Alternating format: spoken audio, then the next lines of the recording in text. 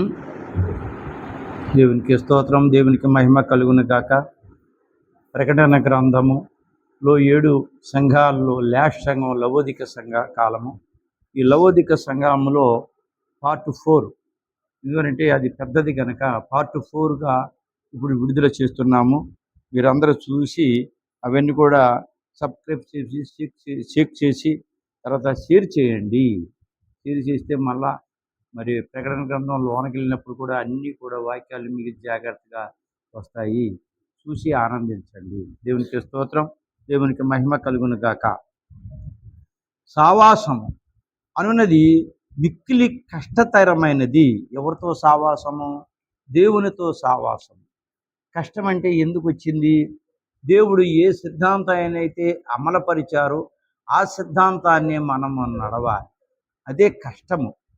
ఏది కుదరకపోయినాను నా నామసాక్షి కుదుర్చుకునని అనుకుని ప్రయత్నించేవారు, కష్టమైన నష్టమైన అది మన సమయాన్ని అనుకూల ప్రకారంగా కుదుర్చుకొని దేవుని సమయాన్ని దేవునికి ఇవ్వడం, అదే కష్టము. ఆ సాక్షిగా నిలబడి దేవుడు చెప్పిన సమయాన్ని మనము దేవునికి అనుగ్రహించడం. తర్వాత పెళ్లి కుమార్తె సజీవుల గుంపులోని వారు. ఈ పెళ్లి కుమార్తె మనమందరం కూడా పెళ్లి కుమార్తె, పెళ్లి కుమారుడు గొర్రెపిల్లైన యేసు ప్రభువు. మనమందరూ కూడా సజీవుల గుంపులో వారమై ఉన్నాము. అందుకు మనమందరూ కూడా సజీవ గుంపులకు గుర్తు ఎవరంటే ఏలియా గారు గుర్తు. సమాధిలో ఉండి మరణించిన వాళ్ళందరూ గుర్తు మోషే గారు గుర్తు. ఒక సంవత్సరమునకు ఒక పర్యమైన యేసు ప్రభువును తలంచుకొనుటనే నామకార్థ క్రైస్తవునికైనను కష్టమా? సంవత్సరం పోయినా, నెల పోయినా, వారం పోయినా నామకార్థ క్రైస్తవులు గుర్తుపెట్టుకోరు. ఎప్పుడో గుర్తుపెట్టుకొని వస్తారు. క్రిస్మస్ పండగని వస్తారు, అలాగే ఏ పండగలన్నా జరిగితే వస్తారు, మిగిలినన్నీ కూడా మర్చిపోతారు. ఇది వాళ్ళ తలంపు. నామకార్థ క్రైస్తవులు వారమునకు ఒకసారైనా ఒక దినమైనా తలంచు కుందురా. వారానికి ఆదివారం వస్తారు, కూర్చుంటారు, వాక్యం వింటారు, ఇంటికి వెళ్ళిపోయిన వెంటనే ఆ బైబిల్ పక్క పెడతారు, పుస్తకాలు పక్కన పెడతారు. మళ్ళా వారం వచ్చేటప్పటికి ఆ బైబిల్ మీద ఏమైనా దుమ్ము ఉంటే తులుపుతూ వచ్చేస్తారు. ఈ లోపల ప్రార్థన లేదు. వాళ్ళ ఆనందం ఏంటంటే ఆదివారం ప్రార్థనకి వెళ్తున్నామా లేదా, శుక్రవారం ప్రార్థనకి వెళ్తున్నామా లేదా, ఈ రెండే ఆనందం. కానీ బైబిల్ చెప్పింది వాళ్ళకి అవసరం లేదు, ఆ సిద్ధాంతాలు వాళ్ళకి అవసరం లేదు, అది పాటింపు కూడా వాళ్ళకి అవసరం లేదు. అలా ఉండకూడదు. పెళ్లి కుమార్తె అయిన మనము దేవుని ఎప్పుడు కూడా ఏ రోజు కూడా మనం మరిచిపోకుండా మన హృదయంలో భద్రపరుచుకోవాలి. క్షణం క్షణం మనం హృదయంలో భద్రపరుచుకోవటమే కానీ పన్నన్నీ మాని అతని కోసం చూడటం కాదు. అతని కోసం చూడటం అంటే ఎప్పుడు చూడాలి? మనం ప్రార్థన చేసుకునేటప్పుడు. ఇప్పుడు సంఘానికి వచ్చారు, ఇక్కడ వచ్చిన తర్వాత వాక్యం నేను చెబుతున్నాను. వాక్యం చెప్పేటప్పుడు మీరేం చేయాలంటే ఖచ్చితంగా మనసు, హృదయము, వాచ, క్రియ మొత్తం కూడా నా మీదే కేంద్రీకరి ఉంచాలి. నా మీద అంటే నా నోటంట వచ్చే పరిశుద్ధాత్మ మాటల ఇంకా అది మీ హృదయంలోనే కేంద్రీకరించి నమ్మాలి. అలాగే ప్రార్థన చేసేటప్పుడు కూడా పూర్తిగా విశ్వాసంతో అతని మీదే ఉండాలి. మీ తలంపులు, మీ క్రియలు, మీ ఆలోచనలు అలా ఉంచుకున్న రోజున సాతాను మన అటాక్ అవడానికి ఆస్కారం ఉండదు. గంటకు ఒక నిమిషమైనా, 24 గంటల్లో ఒక గంట అయినా ప్రభుని జ్ఞాపకం ఉంచుకుందురా. 24 గంటల్లో ఒక్క గంట అయినా ప్రభుని జ్ఞాపకం ఉంచుకుందురా. అసలు అలాగా ప్రభుని జ్ఞాపకం ఉంచుకోలేని వాళ్ళు ఎక్కువ మంది ఉన్నారు. ఒక గంట, ఈ గంట తెల్లారుజామున 3 గంటలకు మనం జ్ఞాపకం చేసుకొని దేవుని ప్రార్థిస్తే మనకన్నీ కూడా మేలు జరుగుతాయి. 24 గంటల్లో దినములో నిద్ర సమయము తప్ప ప్రభుని తలంచుకుని వారెవరో వారే సజీవుల గుంపు. నిద్ర సమయము, ఈ నిద్రకి శరీరానికి అలసట తీరేలాగా దేవుడిచ్చిన సమయం అది. ఆ సమయము తప్ప మిగిలిన సమయంలో గంట మరి మనము దేవునికి ఇస్తున్నామా అని ప్రకటన గ్రంథం లౌకిక సంఘ కాలం చెప్తుంది. నేనైతే ఏం చెప్తానంటే ఆ నిద్ర కాలంలోనే 1 గంట దేవునికి వదిలేయమని చెప్తాను నేను. అది రోజు చెప్పే మాటే. ఎడతెగక ప్రార్థన చేయమని, తర్వాత తెల్లారుజామున 3 గంటలకు లేచి 4 గంటలకు కూడా మోకాళ్ళ మీద ఓపిక ఉన్నవాళ్ళు మోకాళ్ళ మీద ఓపిక లేని వాళ్ళు కూర్చొని, ఇంకా కూర్చుంటానికి కూడా ఓపిక లేని వాళ్ళు పడుకొని కూడా చేయాలి ఓపిక లేని వాళ్ళు. ఇలా చేసిన రోజున దేవుడు మన పక్షాన మనకు న్యాయం తీర్చడానికి సిద్ధంగా ఉన్నారు. ప్రభు ద్వారము తట్టుచున్నారు కనుక ఆయన రావాలనే ఆయన వాక్యము మనము తలుపు వేసిన ఎడల ఆయన రారు. తలుపు వేస్తున్నాము అంటే ఆ తలుపు గుమ్మాలు కాదు, తాళం వేసుకునే తలుపులు కాదు, మన హృదయము తలుపులు. అతను రావడానికి సిద్ధంగా ఉన్నారు. వచ్చిన తర్వాత మనము సిద్ధంగా తలుపులు తీసి ఉన్నామా? ఆ సమయాన్ని లేచి ఉన్నామా? ప్రభుని ధ్యానిస్తున్నామా? ప్రభుని ప్రార్థిస్తున్నామా లేదా అన్నది మనం నిరీక్షణ కలిగి ఉండాలి. 24 గంటల్లో మన మనసులోనికి ప్రభును రానివ్వగలమా? 24 గంటల్లో మన మనసులోనికి ప్రభును రానివ్వగలమా? 24 గంటలు కూడా మనసులోనే దీక్ష కలిగి ఉండాలి. పనులు మానేయటం కాదు, పనులే. మనం ఏ పని చేసుకున్నా స్తుతి. ఈ స్తుతి చేయడానికి ఏ పనికైనా అడ్డు ఉందా? మనం ఏ పనైనా చేసుకోవచ్చు. స్తుతి హృదయంలో. ఈ స్తుతి ఉంటే దేవుడు మనకు గుర్తు, మనకు ఉన్నట్టే. స్తుతి మానేసిన తర్వాత దేవుడు మనకి ఏ పనికి వెళ్తున్నాము, మన ప్రభు ఉన్నాడు, నమ్మకంగా జరుగుద్దని దృఢ విశ్వాసంతో నువ్వు నమ్మిన రోజున నీ దగ్గరికి బలహీనత కానీ, రోగాలు కానీ, ఆర్థిక పరిస్థితులు కానీ, సాతాను క్రియలు కానీ ఏవి మన దగ్గరికి రాకుండా దేవుడి కాపుదల ఉంటారు. అట్లు రానించడం వల్ల ప్రయత్నించండి. అలాగా ఉండటానికి దేవుని 24 గంటలు కూడా మన హృదయంలో ఉంచడానికి గంట మాత్రం నిరీక్షణ కలిగి ఉంటే చాలు. మిగిలింది మన పనులు మనం చేసుకోవచ్చు. ఇట్లు 24 గంటలు చేయగలిగితే గొప్ప అంతస్తులోనికే రాగలం. ఈ రాకడ మేఘం ఎక్కి పైన 7 గదులు ఉన్నాయి కదా, పై అంతస్తు, మంచి అంతస్తు, ఆ అంతస్తులోకి మనము వెళ్ళగలము. విశ్వాసులు ఎప్పుడు విశ్వాసులో సావాసం కలిగి ఉండవలెను. విశ్వాసులు ఎప్పుడూ కూడా విశ్వాసంతో ఉండాలి, సావాసం కలిగి ఉండాలి. ఎవరికి ఉండాలి? విశ్వాసి కలిగి ఉండాలి. ఒకవేళ రాకపోతే ఈ రోజున ఇలాగ వాక్యం జరిగింది అని చెప్పే వాతావరణం కలిగి ఉండాలి. రాలేనంటూ వాళ్ళకి కూడా చెప్పగలిగి ఉండాలి. బోధని మనము ప్రపంచానికి అందించగలిగిన వాళ్ళై ఉండాలి. ఉద్రేకం లేకపోవటం కూడా జబ్బే. ఇప్పుడు భూమి మీద ఉద్రేకత. ఏంటి ఉద్రేకత? దేవుని మనము ఈ లోకానికి ఎంతవరకు పరిచయం చేస్తున్నాము, నిజమైన దేవుడని ఎంతవరకు రుజువు చేయగలుగుతున్నాము, అది కావాలి. ఎంతవరకు మనము రోగులను స్వస్థపరిచి దేవుడు శక్తితో స్వస్థపరుస్తున్నాము, ఇది కూడా మనకి చాలా ఇంపార్టెంట్ అయిన విషయం. మనం ఎంతమందికి పొద్దున్న లేచి చెబుతున్నాము, వాక్యానికైనా దేవుని శక్తి అయినా ఇది కూడా విలువైందే. 850 మిషన్లు ఉన్నవి. ఏ మిషన్లో ఎక్కువ ఉద్రేకము కలదు? ఉద్రేకము ఏంటి? ఉద్రేకము మన గుడిలో పరిశుద్ధాత్మతో భాషలతో మాట్లాడే వాళ్ళు ఒకళ్ళు ఉన్నారా? ఇద్దరు ఉన్నారా? ఒకళ్ళు ఉన్నారు, లేకుంటే ఇద్దరు ఉన్నారు. ఇద్దరు ఉండటం ఏంటి? అందరూ ఎందుకు మాట్లాడకూడదు? మిగిలినోళ్ళకి ఉద్రేక్త ప్రార్థన. ప్రభువా ఒక్కళ్ళకే ఇవ్వటం ఏంటి? నాకెందుకు ఇవ్వకూడదు? అయితే నీకు కావాల్సింది ఏమిటి? ప్రార్థన, సన్నిధి. ఇదిగో మేము చేస్తున్నాము ప్రభా అని ఉద్రేక్త కలిగి ఉండాలి. అలాగే దర్శనం చూసేవాళ్ళు, వీళ్ళేనా చూసేది? మేము కూడా చూస్తాము ప్రభా. దీనికి కావలసింది తండ్రికి ప్రార్థన కదా, హృదయము కన్నీరుతో ప్రార్థన కదా. మేము ప్రార్థిస్తున్నాము ప్రభా, మాకు కూడా దర్శన వరం ఇవ్వండి ప్రభా. ఈ లాస్ట్ లయోదిక కాల సంఘంలో ఉన్నాము ప్రభా. అయా రాకడ మేఘం ఎక్కడానికి, తర్వాత ఉన్నత స్థానంలో, పరలోకంలో కూడా ఉన్నత స్థానంలో మేము కూర్చుంటానికి, ఈ లోకంలో లాస్ట్ సమయంలో రోజు కనీసం లేదంటే గంట సన్నిధిను, ఇంకో గంట కన్నీరు కాల్చి మేము సిద్ధంగా ఉన్నామని మనం సిద్ధపడాలి. పాత నిబంధనలో ఎవరికి ఉద్రేకము లేదు. పాత నిబంధనలోని కొంతమందికే కానీ ఎవరికి ఉద్రేకం లేదు. ఒక దావీదుకు తప్ప 2 రకములు. ఈ దావీదుకి మాత్రం పౌరుషం ఉంది, ఉద్రేకం ఉంది. దేవుడు గొప్పవాడు అని పంచభూతాలకి సూర్యుల్లోకి వెళ్ళి, సూర్యుడా నువ్వు వెలిగించావు కదా, ఈ వెలిగించినందుకు దేవుడికి నువ్వేం చేస్తున్నావు? దేవుడు చెప్పిన టైం ప్రకారంగా నేను వెలిగిస్తున్నాను. అదేనా నిన్ను ఎంతమంది ప్రార్థిస్తున్నారు, నువ్వు ఎంత మంచి వెలుగునిస్తున్నావని నిన్ను గౌరవిస్తున్నారు కదా. మరి అలాంటప్పుడు దేవునికి ఏం చేస్తున్నావు? ఏం చేయడం లేదు. స్తుతి చెయ్యి అని దావీదు మహారాజు ఆ సూర్యుని దగ్గరికి వెళ్ళి స్తుతిని నేర్పించాడు. అలాగే పంచభూతాల దగ్గరికి వెళ్ళి పంచభూతాలు కూడా స్తుతిని నేర్పించిన మహానుభావుడు దావీదు మహారాజు. ఉద్రేకము కలిగిన వారు. అలాగే మనకు కూడా ఉద్రేకము కలగాలి.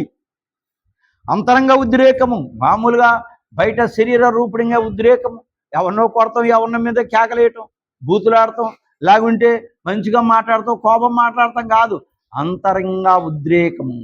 ఈ అంతరంగ ఉద్రేకము ఎవరికి సంబంధించింది? దేవునికి సంబంధించింది. దేవుడు మహిమకి సంబంధించింది, సన్నిధికి సంబంధించింది, ప్రార్థనకి సంబంధించింది, కన్నీటికి సంబంధించింది. ఇవి మనకు కావాలి. అనగా ఉదయం లేకగానే భక్తితో ప్రార్థించుట, బైబిల్ చదువుట బైబిల్ చదవటం అంటే మన ఇష్టప్రకారంగా చదవటం కాదు. 2 సార్లు 3 సార్లు తిరగేయటం కాదు, 3 సార్లు 4 సార్లు తిరగేయటం కాదు. ఆలోచించి స్లోగా చదవాలి, అద్భుతంగా చదవాలి, నిదానంగా చదవాలి, అర్థమయ్యేలాగా చదువుకోవాలి. అప్పుడు బైబిల్ చదివిన వాళ్ళం అవుతాము. ప్రార్థించుట అర్థమయ్యేలాగను, ప్రభుని ఎంత చేసినా కూడా ప్రభువా నాకు ఎన్నో చేస్తున్నావు, పంచభూతాలు ఇస్తున్నావు, కానీ ఏమి ఇవ్వలేదని మళ్ళీ నీ మీద నింద తీసుకొస్తున్నాము నాయన. తప్పు అయిపోయింది ప్రభువా, నాకేమి ఇవ్వాలో అది మీకు తెలుసు ప్రభువా, నాకు ఇవ్వండి ప్రభువా. నాకే కాదు, సంఘంలో బిడ్డలు కూడా ఇవ్వండి ప్రభువా. ఎవరికి ఏ కొదువైందో ఆ కొదువు తీర్చండి ప్రభువా అని నువ్వు ప్రార్థన చేయాలి. బైబిల్ చదువుట, బైబిల్ అర్థం చేసుకొని చదవాలి. 2 బహిరంగ ఉద్రేకము. ఈ బహిరంగ ఉద్రేకము ఇది డప్పులు, తాళాలు, సరితలు మొదలగు వాటిని వల్ల కలుగు ఉద్రేకము. డ్రమ్ములు కొట్టడం, తర్వాత అలాగే మరి బయట ఉన్న సమస్య, మరి ఈ రూపునిగా బయట అంతర్గతగా ఉద్రేకము. సేవ, మన మానవు దేవునితో మాట్లాడుట ప్రార్థన. సేవ అనగా ఆషామాష సేవ కాదు. సేవ అంటే ఏమిటి? నువ్వు దేవునికి నీకు రాయబారి అయి ఉండాలి, నెంబర్ 1. నెంబర్ 2, దేవుని నువ్వు మధ్యవర్తి అయి ఉండాలి. అలాగే నువ్వు దేవునితో మాట్లాడాలి. మాట్లాడటమే కాకుండా నీ సొంత పనుల కోసమే దేవునితో మాట్లాడటం కాకుండా సంఘములో బిడ్డల అవసరతాలు తీర్చి స్థితిలో నీవు కలిగి ఉండాలి. అలా కలిగి ఉన్నప్పుడు దేవునితో మాట్లాడి ప్రార్థించే దేవుడు మాట్లాడడానికి ఈ లవోదిక సంఘకాలము మంచి కాలము. ఈ లవోదిక సంఘకాలము లాస్ట్ కాలము. ఇప్పుడు మనం చూస్తే ఎఫెసు సంఘం నుంచి లెక్కేసుకుంటే లవోదిక సంఘము లాస్ట్ కాలము. ఈ భూలోకం అయిపోయిన తర్వాత ఈ లవోదిక సంఘము ఫస్ట్ వచ్చేస్తుంది, ఎఫెసు సంఘము లాస్ట్కి వెళ్ళిపోతుంది. 2, దేవుడు మనతో మాట్లాడుట, అతనితో మనం మాట్లాడుట, అతను మనతో మాట్లాడుట, బైబిల్ చదువుట. 2, 3 మనిషితో మాట్లాడుట సేవ. మనమందరం కూడా సేవ చేయటం, వాక్యం ద్వారాగా మీతో మాట్లాడటం. యేసు ప్రభు సేవ చేసేది. యేసు ప్రభు ఏ గొప్ప అద్భుతాలైతే సృష్టించాడో, 4 సువార్తలు యేసు ప్రభు, పత్రికలు, మరి పరిశుద్ధాత్మ దేవుడు, పాత నిబంధనం, తర్వాత మిగిలి యెహోవా తండ్రి, ఇవన్నీ కూడా సేవ ద్వారాగా మీకు నేర్పించాలి. ఆదివారం ఆరాధన, పరిశుద్ధాత్మతో సావాసము, పరిశుద్ధాత్మతో ఆదివారము. ఈ ఆదివారం అనేది మనం ముందుగా రావాలి. ఏ సమయం అయితే నియమించామో ఆ సమయానికి 5 నిమిషాలు ముందే యేసు ప్రభు వచ్చి ఇక్కడ కూర్చుంటున్నారు. అది మాత్రం గుర్తుంచుకోండి. పాస్టర్ గారు రాలేదనుకోకూడదు, ఇంకొకరు రాలేదనుకోకూడదు. మీకంటే ముందు ప్రభువే ఉన్నారు ఇక్కడ. అది మాత్రం గుర్తుంచుకోవాలి. సందా వేయటం, భేద ఎదరాలి వలె దేవునికి ఇవ్వవలసినవి దేవునికి విచ్చుట. సందా కూడా ఈ ప్రకటన గ్రంథంలో వివరణలో ఇది ఒక భాగమే. పేద ఎదవరాలు ఏమిచ్చింది? ఆమె దగ్గర ఉన్న 2 కాళ్ళు మొత్తం అంతా ఇచ్చేసింది. ఉన్నవాళ్ళు అందులో కొంతవరకు చిల్లర తెచ్చుకొని వేశారు. కానీ పేదవరాలు ఉన్న దర్శనం భాగాన్ని ఇక్కడ ఏర్పాటు చేశారు. సందాలు ఇవ్వటము, సిలువ మోయుట శ్రమలు వచ్చినప్పుడు అబ్బా అన్నకూడదు. సిలువ మోయటం అంటే శ్రమ.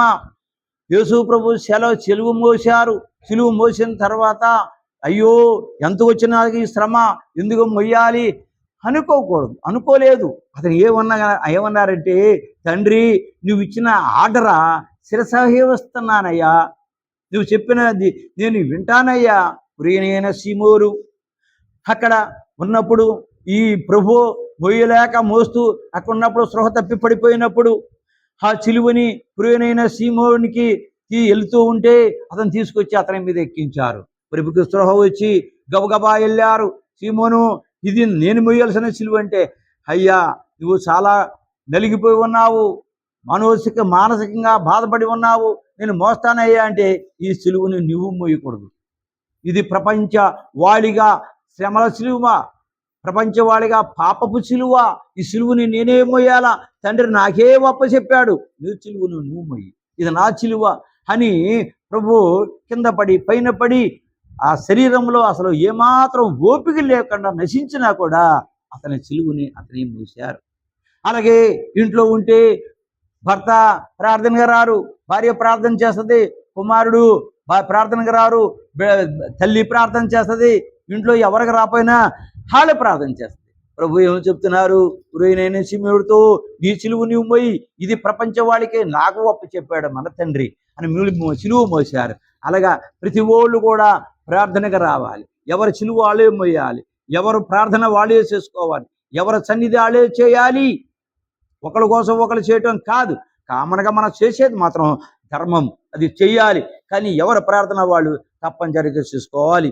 ఏమి పాపము చేశానో ఇంత శ్రమ అంటే సిలువ మోయుట కాదు, క్రింద పడవేయుట. ఏం పాపం చేశాను అని యేసు ప్రభు అయితే సిలువ మోశాడు. మనకి సిలువ లాంటి శ్రమలు, బాధలు, కష్టాలు, ఏం పాపం చేశాను కాబట్టి ఈ శ్రమ వచ్చింది, ఈ బాధ వచ్చింది. ఎంతకాలము నేను ఆదివారం వారానికి వెళ్తానని, దర్శన భాగాలు ఇస్తానని, శుక్రవారానికి వెళ్తానని, 40 రోజులు ఉపవాసాలు చేస్తున్నానే, అయ్యో నాకు ఎందుకు వచ్చింది ఇంత శ్రమ ప్రభువా, నీకు న్యాయం లేదా అని ప్రభువు మీద మనం తిరుగుబడే విధానంలో మనం ఉండకూడదు. ఎప్పుడైతే నీకు ఆ ఆలోచన వచ్చిందో, వచ్చిన వెంటనే మనకి సాతాను దురాత్మ ఆక్రమించింది అని అనుకొని, ప్రభువా ఈ శ్రమ నాకు పంపటం నీ న్యాయమే, ఎందుకంటే నేను ఈ పాపం చేశానో, ఏ తప్పు చేశానో, అందుకనే నాకు ఈ శ్రమలు వచ్చినాయి అయ్యా, అయితే ఈ శ్రమలు తగ్గించయ్యా అని మనం ప్రార్థన చేయాలి. కానీ దేవుణ్ణి మాత్రం మనము నిందించకూడదు. అనుదినము అనుభవము కలిగి ఉండుట, పైనున్న 6 ప్రతిదినము కలిగి ఉండుట, ఈ 6 కూడా మనకి ప్రతిదినము కూడా మనము ప్రార్థించి ఆ పై సిద్ధాంతాల్ని అమలుపరుస్తూ ముందుకు నడవాలి. లాజరు ఈ లోక రీతిగా భేదవాడు, కానీ పరలోక ధనము అతడు కొన్నది బంగారము కనుక అతడు ధనవంతుడు.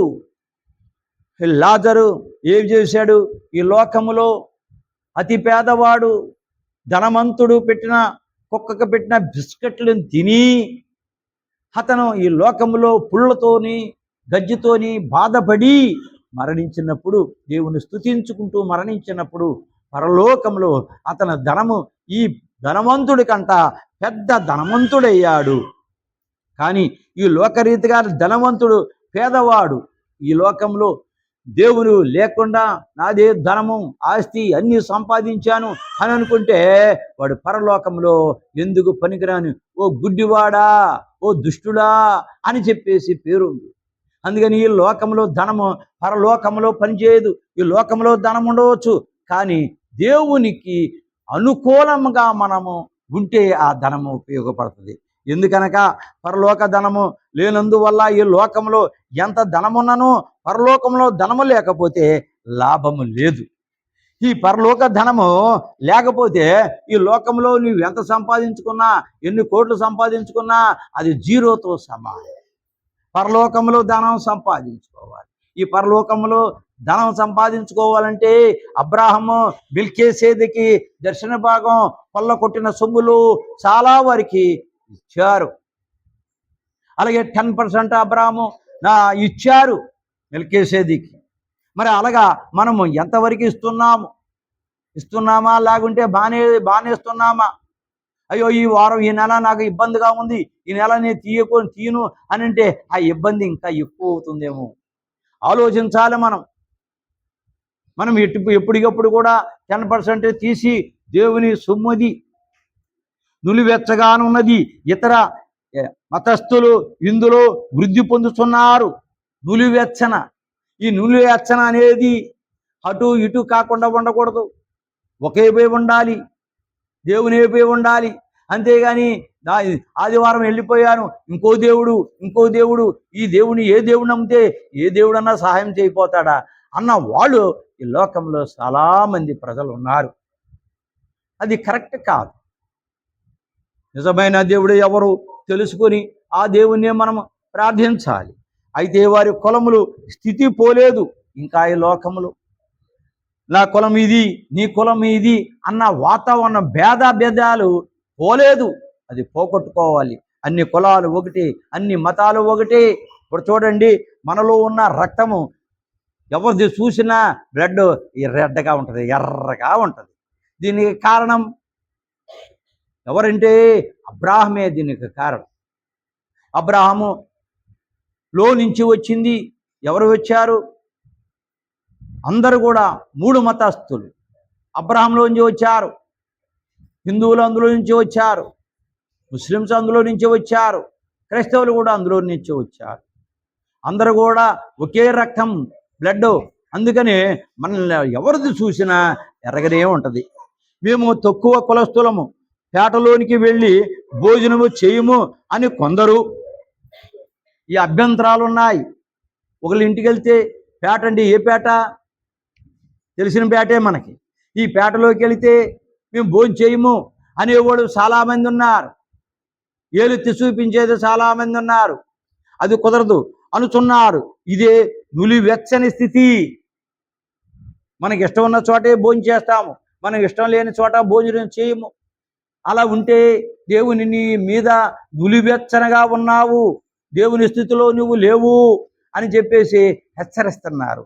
అయితే ఆత్మీయ సంఘంలోని ఇతరులను, కులములను తేడా తీసివేయవలనని అనుచున్నారు. ఆత్మీయ స్థితి శరీర స్థితి కాదు, ఆత్మతో సంబంధము. ఏ మతమైనా, ఏ కులమైనా, ఏ జాతి అయినా ఒకటే కులము, ఒకటే జాతి, ఒకటే మతము.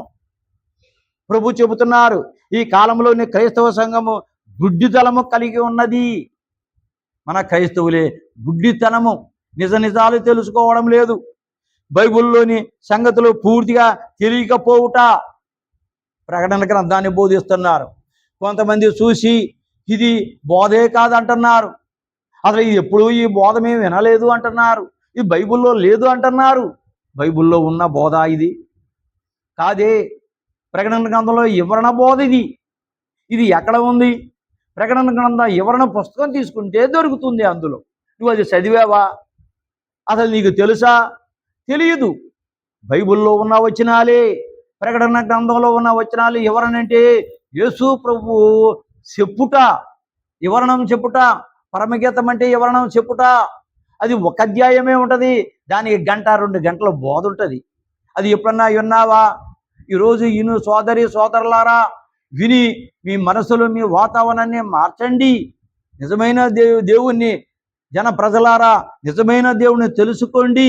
అంతేగాని ఇది బైబిల్లో లేదని నేనే చెబుతున్నాను. అక్కడక్కడ ఉన్నాయి కొన్ని మాత్రం ప్రభు ప్రకటన గ్రంథ వివరణ చెప్పింది.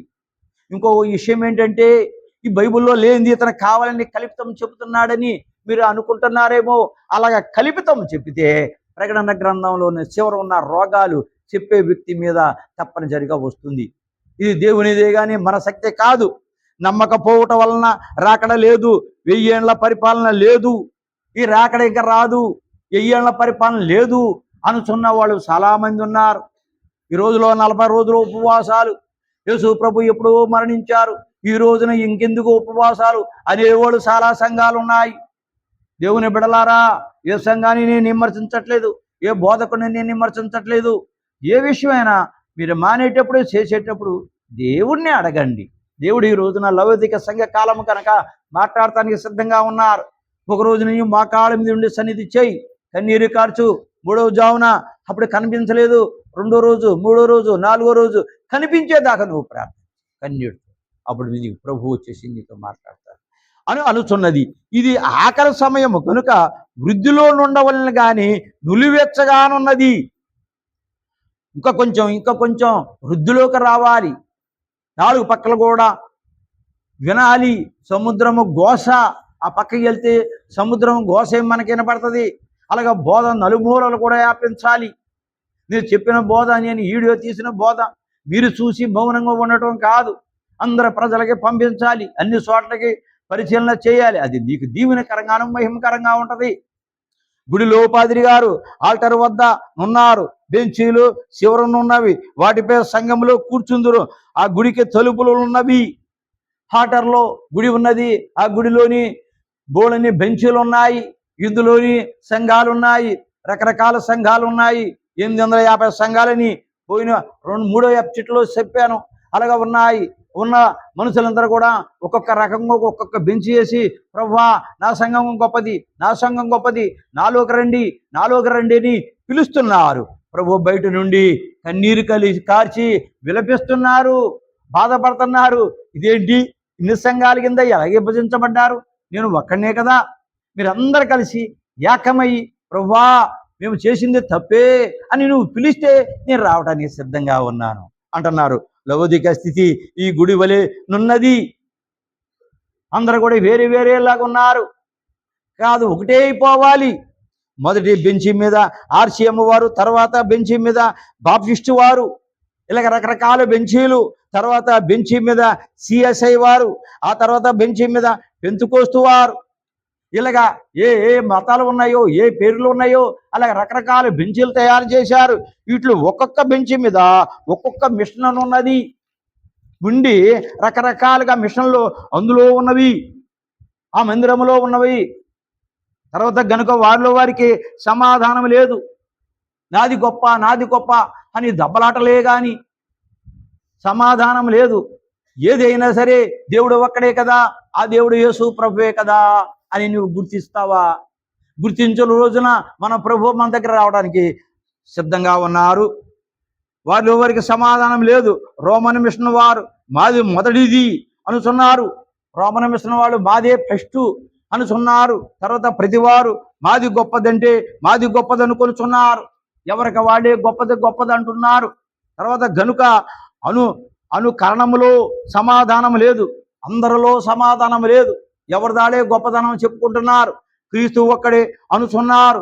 క్రీస్తు ఒక్కడే కానీ మతాలు వేరు, క్రీస్తు ఒక్కడే సంఘాలు వేరు, క్రీస్తు ఒక్కడే మరి మిషనరీలు వేరు అని క్రీస్తుని భాగాలుగా విభజిస్తున్నారు.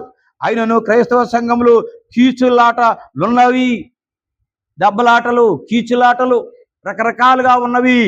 ఒకటి చల్లగా లేదు, ఒకటి వెచ్చగా లేదు, కానీ అన్నీ నులివెచ్చగానున్నవి. సక్రంగా ఏది కనిపించడం లేదు. ఒకవేళ సంక్రంగా కనిపిస్తే ఈ పాటికే రాకడ వచ్చేసేది. అందుకని ఒకవేళ రాకపోతే ఈ సంఘాల్లో అందరిలోని నులివెచ్చగా ఉన్నది కాబట్టి వాళ్ళు రాకడికి ఎత్తబడలేరు గనక, ఒక్క మనిషి నశించిపోవటం నాకు ఇష్టత లేదు గనక ఇంకా చూస్తున్నారు ప్రభు.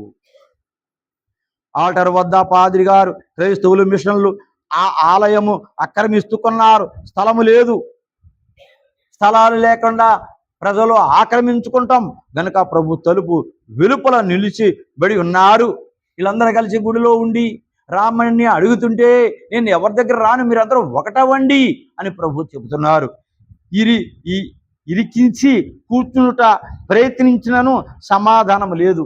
అంటే ప్రార్థన చేసి ఎన్ని కన్నీరు కార్చినా దేవుడు రావడం లేదు. 430 సంవత్సరములు పాత నిబంధన కర్తలు ఐగుప్తు దేశంలో కన్నీరు కార్చినప్పుడు 430 సంవత్సరాలు ఎవరికి కనిపించలేదో, మాట్లాడలేదు. ఆ తర్వాత ముద్దు సిగురే వచ్చింది. 11 యెషయా 1లో ఉంది. ఆ ముద్దు సిగురు వచ్చినప్పుడు యేసు ప్రభు మాట్లాడారు. అలాగా ఈ రోజున కూడా మరి సమాధానం లేదు. నా దగ్గర రమ్మని నా దగ్గర అంటున్నారు. ప్రభు లబాధిక సంఘము మనతో మాట్లాడటానికి సిద్ధంగా ఉన్నారు. ఇప్పుడు సంఘములో 850 పైసలకు మిషన్లు ఉన్నవి. ఈ సంఘంలోని 850 పైనే మిషన్లు ఉన్నవి. వీరందరూ కలిసి నా ప్రభు సంఘములు నుండును. వీళ్ళందరూ కలిసిపోవాలి. ఈ 850 సంఘాలు కూడా కలిసిపోయి ఏక సంఘము, ఒకే సంఘముగా ఉంటే ప్రభువు వస్తారు అని మిషన్లు కలిసి 10 లక్షల రూపాయలు బహుమానములు ఇచ్చేదనని ఒకరు పేపర్లో వేసిరి.